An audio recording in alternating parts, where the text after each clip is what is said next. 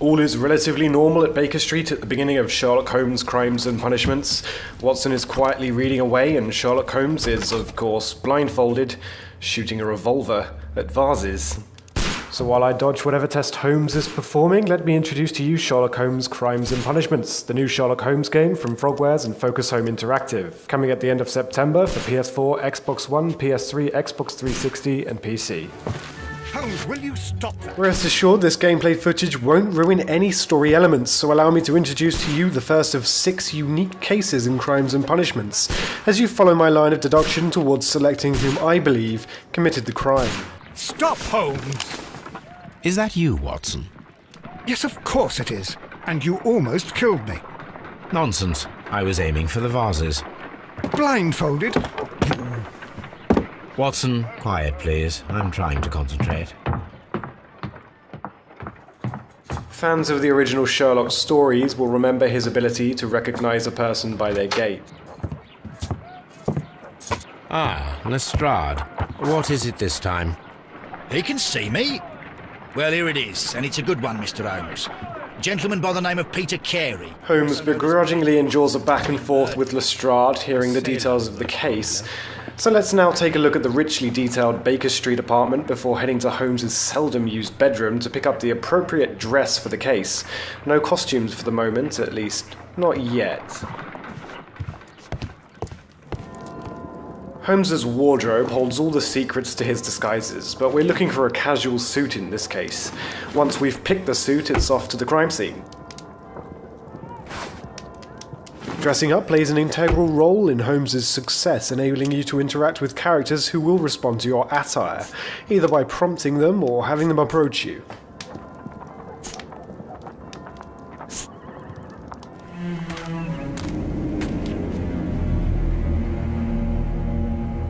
Mr. Holmes, I'm over here. Come on. Created with Unreal Engine 3, welcome to the particularly beautiful garden of Mrs. Carey, who, unlike the perp, just can't seem to pin her husband down. Let's avoid the bureaucratic procrastination of the police and head straight to Mrs. Carey. I'm able to go into first person, useful for getting a closer look at your surroundings, or simply if it fits your playstyle a little better. Now let's meet Mrs. Carey and enjoy some of the voice acting in Sherlock Holmes Crimes and Punishments. Inspector Lestrade, when will you remove my husband's body? It's sacrilegious to leave him here like this. As soon as we can, Mrs. Carey, I assure you. Allow me to introduce you to Mr. Sherlock Holmes. He's a detective. No doubt you've heard of him. I'll wait for you in front of the cabin, Mr. Holmes. My condolences, Mrs. Carey. Thank you, Mr. Holmes.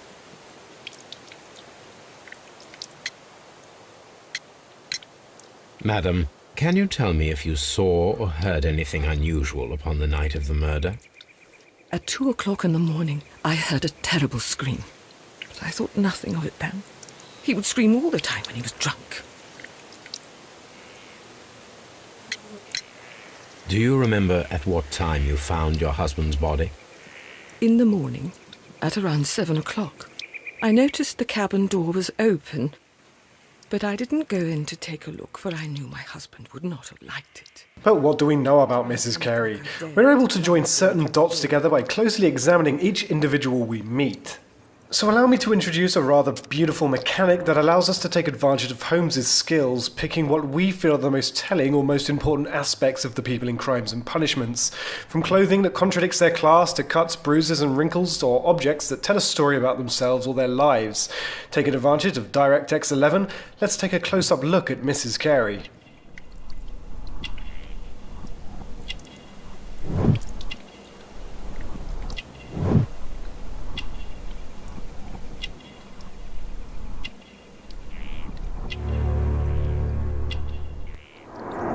He was different, wasn't he, when you first met him upon your return from Plymouth? Yes, Mr. Holmes. Oh, my goodness, but how do you know about that? At this point, Holmes begins to use some of the character details obtained through close examination of Carey, much to her surprise. However, this is no mere automatic process. It's up to you to pick the evidence that supports Holmes's claim via the aforementioned QTE. Maine is from Plymouth. I believe that you met Peter Carey as a young sailor there, and you married him soon afterwards. That is indeed what happened, Mr. Holmes. How extraordinary.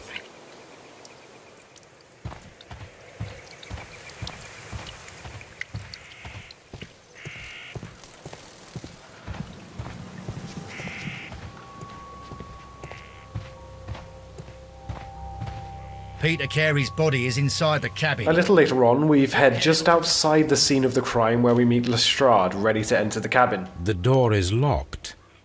Wait just a moment, Mr. Holmes, and I'll open it. I locked it yesterday to ensure that no one should enter the cabin and tamper with the evidence.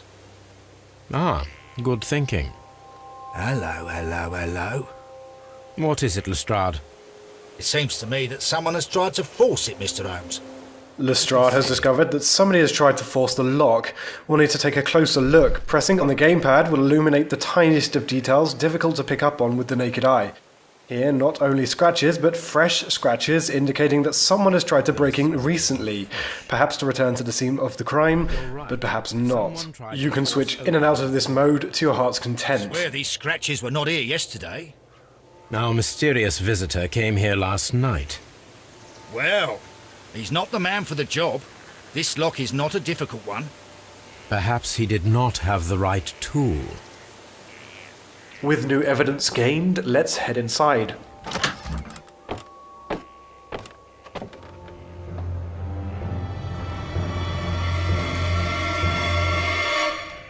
What a terrible way to die.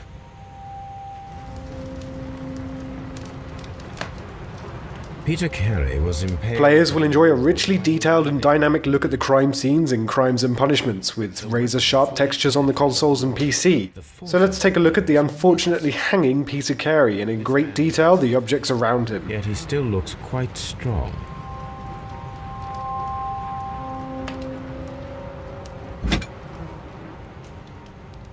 This blood is from the pool underneath the dead body. Heading down, we see a knife covered in blood and a notebook. Let's see if there's any useful information on either. Defend himself with this knife, but he did not succeed.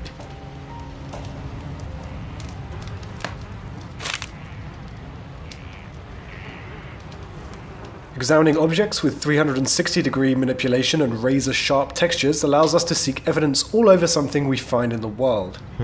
The pattern of the blood stain indicates that the notebook was not lying on the floor prior to the crime, but it was dropped into the pool of blood after the death of Peter Carey. JHN are probably the initials of the owner of this notebook. Inside, a list of initials and numbers, but we've seen nothing so far that makes sense of this. But what? Once we're happy with our inspection of the body and everything immediately surrounding him, we need to take a good look at the cabin. Let's go into first person and get a brief overview of the types of things we'd like to look at and if there's anything immediately suspicious.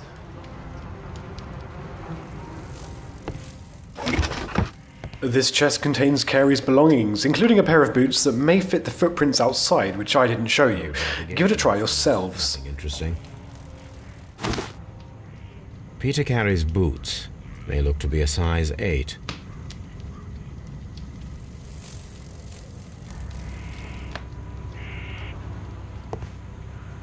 The ship's logs of the Sea Unicorn for the years 1878 to 1884. Peter Carey was her captain.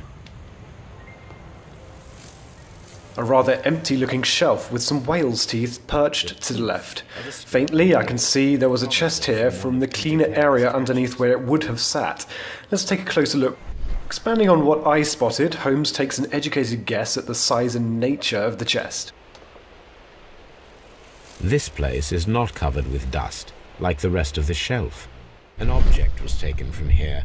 It was larger than a book, a box or a small chest, perhaps.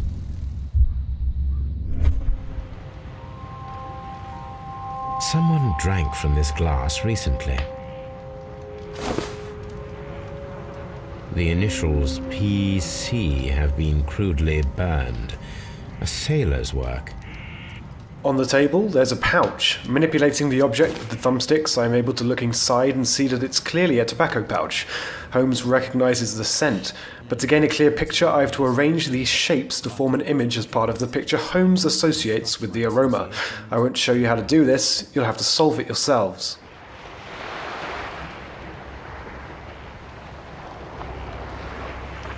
Of course, I haven't shown you all the evidence in the cabin, only a selection required to follow my train of thought throughout the case. Armed with this new information, let's go and talk to Mrs. Carey again and update her on our investigation. The garden is very large and well maintained. Do you employ someone to look after it? It is true, there is a lot of work, but my husband took care of it himself. Let's not spoil all the dialogue, but it does seem as though another man has been here, perhaps to tend to the garden. I'm not sure. It might be, but he hadn't smoked in a very long time. Well, moving on, we can start to join the dots and associate clues and evidence. Welcome to the deduction space. This area contains all pertinent information, evidence and clues, and mental notes of Holmes' possible reasonings, ideas and conclusions. 2 clues equate to a deduction, and a deduction may lead to a task, allowing you to move on in the case. Our association has led to a task. We must ambush whomever was ill-equipped to break in and retrieve his notebook, assuming he will return tonight.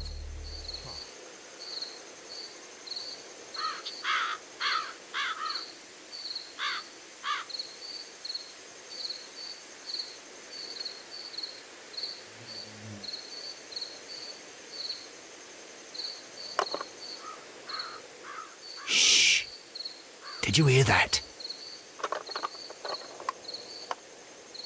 A noise, and hey presto, a new suspect. A suspect who was certainly at the scene of the crime, as evidence suggests, but now we need a motive, despite Lestrade's eager temperament. There's someone there.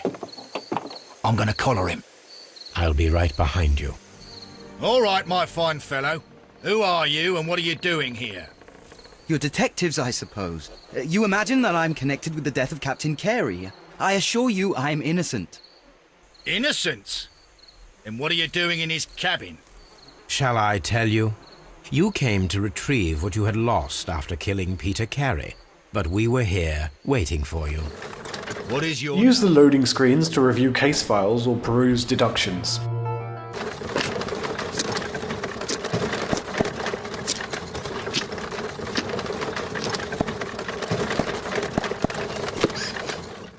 We've reached Scotland Yard, the central hub for criminal evidence, interrogation, and, Holmes would argue, incompetence. With each case, we must review the collected physical evidence and interrogate the suspects. Can I help him? Good morning, Constable. I would like to speak to the fellow who was arrested at Woodman's Lee last night. Ah, the young man. He's waiting in the interrogation room. You can go straight through. His belongings are held in the evidence room. Thank you.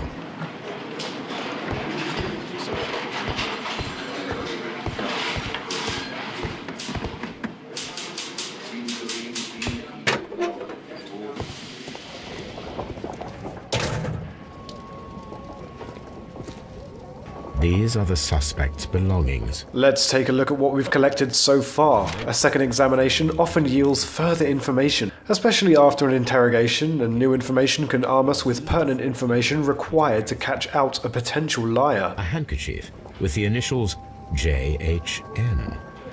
Along with what we've collected are the suspect's belongings, in this case a ring and handkerchief matching the initials of the notebook.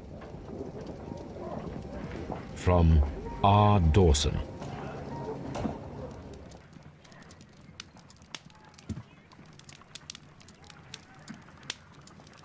The name Dawson rings a bell to Holmes, so in lieu of the internet we'll have to reference Holmes' old newspapers in his private database at Baker Street. It would of course make sense to collect all available information before interrogating the suspect, but thanks to the strength of iron bars he isn't going anywhere, so feel free to visit each location in the game as thoroughly as you like. Here it is. With that done, it's time to interrogate our friend. Let's see if his side of the story matches with what we've concluded thus far. I have heard the story of Dawson and Nelligan, the West Country bankers. Yes, Joshua Nelligan was my father. I am aware that it had a bad ending. When the bank failed, it ruined half the families of Cornwall, whereupon Joshua Nelligan disappeared. To the right is listed all of the features you've to spot in order to complete a character portrait. If stuck, you can exit, hoping that what you've spotted so far will be enough, but the more information you collect, the more you have to confirm or contradict the suspect's story. Certainly, Nelligan's expensive jacket, sloppily patched together, and the cuts on his hands, including the gold ring, indicate that Nelligan is a worker who somehow seems to be in possession of a few items he could clearly not afford.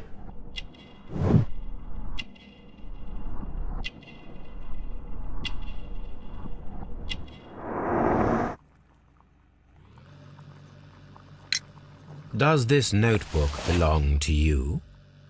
Yes. But where did you find it? I did not know... I thought I'd lost it at the hotel. Developer Frogwares have painstakingly animated telling, emotive expressions on all of the characters in Crimes and Punishments, ensuring that, if lying, a suspect may leave a few telling signs, or if they're an especially good actor, it may lead you down the wrong path. The sea knife was found near Carey's body. Tell me, Mr. Nelligan, did Mr. Carey try to defend himself or to attack you with it? I don't know. I didn't kill anyone. The police seized this valuable ring from you. Whose is it? I didn't steal it from anyone. It has always belonged to me.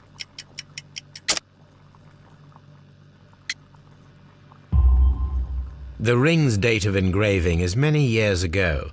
You would have been a child then, hardly in any position to receive such an item from a partner.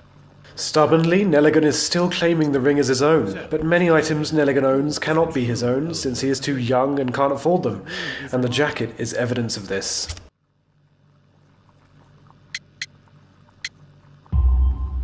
No, Mr. Nelligan. I believe that the ring had belonged to your father. Oh, but how do you know? The jacket you are wearing is made of an expensive fabric that only a man of exceptional wealth could afford. You do not seem to me to be a rich man, Mr. Nelligan. Furthermore, the garment is ill-fitting. It is quite clear that it belonged to someone else, most probably your father. With your father gone and taking with him the family's wealth, as a little boy you had to find yourself a manual job, and it was most probably cleaning fish. You cut your hands often while working. I can tell from the scars. I'm speechless, Mr. Holmes. It all happened exactly as you say. We conclude that Nelligan certainly did break in to retrieve his or his father's notebook, which may prove that Nelligan is the murderer.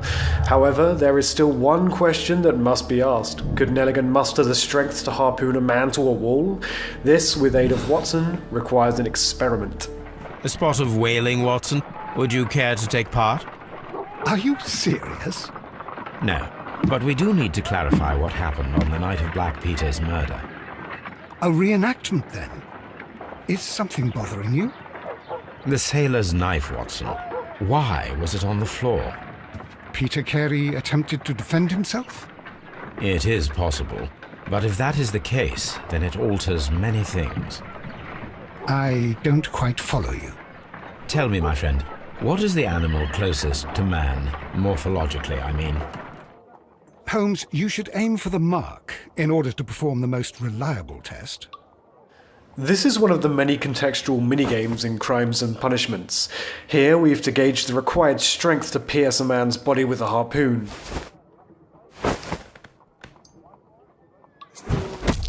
Holmes, you should try to aim better and throw as hard as you can.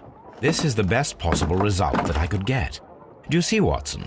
Throwing a harpoon and pinning a man to a wall requires either exceptional strength and training or diabolical luck. Skipping ahead, upon completion we can either rule out or confirm that Nelligan was in fact capable of committing this crime. All right. Perhaps it was a lucky throw, but through Carey's association to Nelligan, isn't it possible that Nelligan picked up the required skills to get such a lucky shot? Let's head back to the crime scene and rediscover some evidence we've been able to interact with thanks to new information uncovered through interrogations.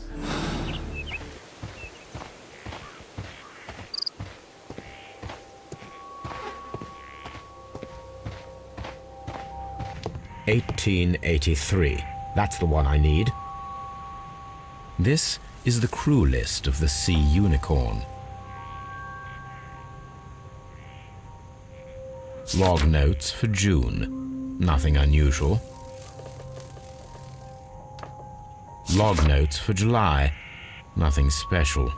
Log notes for August. These pages have been torn away. An incident happened in August, and the pages have been torn out. Perhaps something between Carey and Nelligan's father?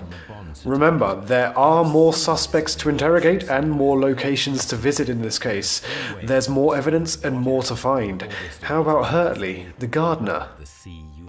Reaching your ultimate conclusion is a matter of choosing conclusions that best fit the assumptions you've made throughout examining all the details of the case.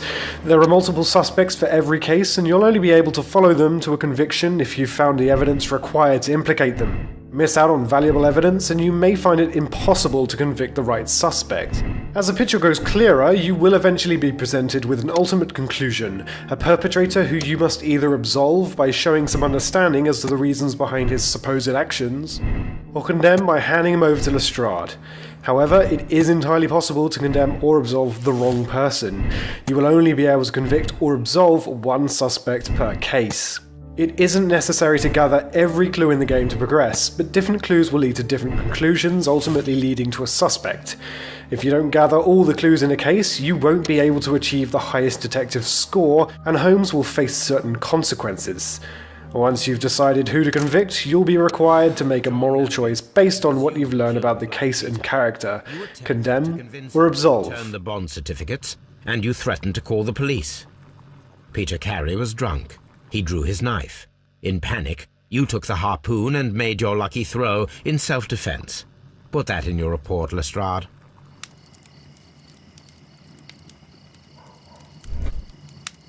With more cases come more skills, such as the imagination skill, which allows us to piece together a chain of events by chronologically arranging a sequence by selecting the most plausible order of events.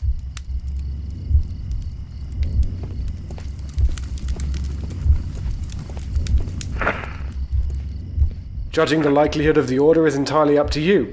Finally, we watch the sequence in full and Holmes gives his conclusion, the rewards of which can be reaped in the deduction space and used in interrogations. With 6 cases and appearances from some of the most memorable Sherlock Holmes characters, be sure to investigate Sherlock Holmes Crimes and Punishments when it releases at the end of September for PS4, Xbox One, PS3, Xbox 360 and PC. Thanks for watching. So Mr. Turner used a book to hide an object that he found on Kenneth Butler's body. The question is, what did he find?